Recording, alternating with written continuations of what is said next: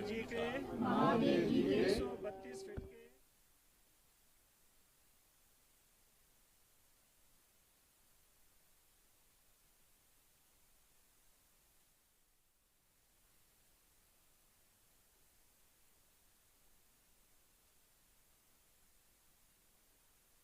समय सीमा में ये पूर्ण हो जाएगा बनकर। बिल्कुल ठीक है।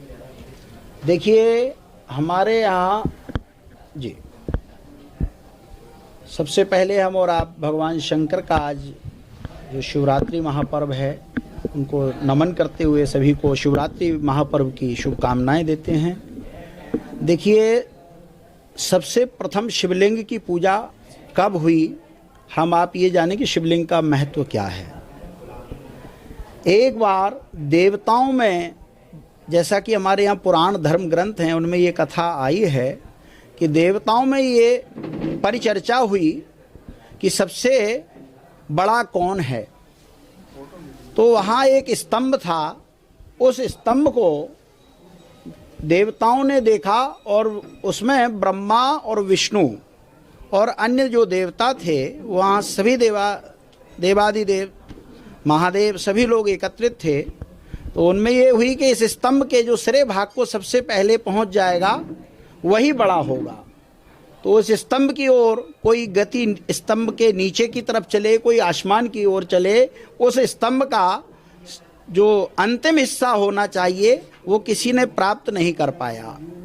उसका कोई छोर नहीं था, उसका कोई लास्ट जो है बिंदु नहीं था। जब उन्होंने देखा कि यही सबसे बड़ा है तो उसको भगवान शिवलिंग, जिसे हम आप कहते हैं लिंग पुरुष का प्रतीक है, और जो उसकी जलहरी जिसे योनि बोलते हैं वो शक्ति का प्रतीक है।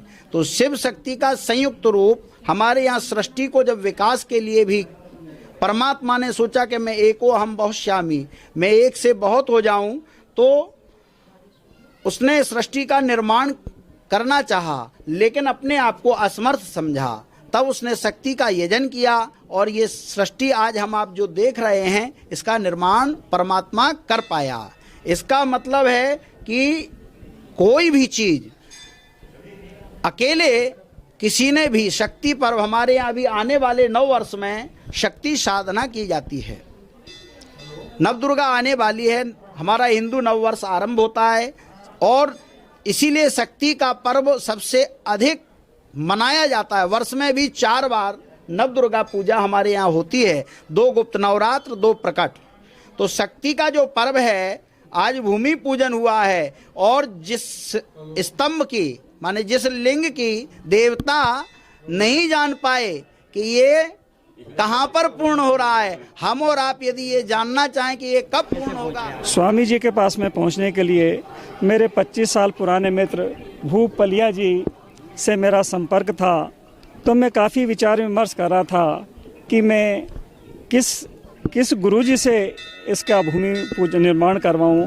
तो पलिया जी ऑस्ट्रेलिया में थे, वो भोपाल आए, गुरुजी से संपर्क किया। संपर्क करने के बाद में तो भूप पलिया जी एक ऐसे व्यक्ति हैं जिन्होंने मुझे गुरुजी से मिलवाया।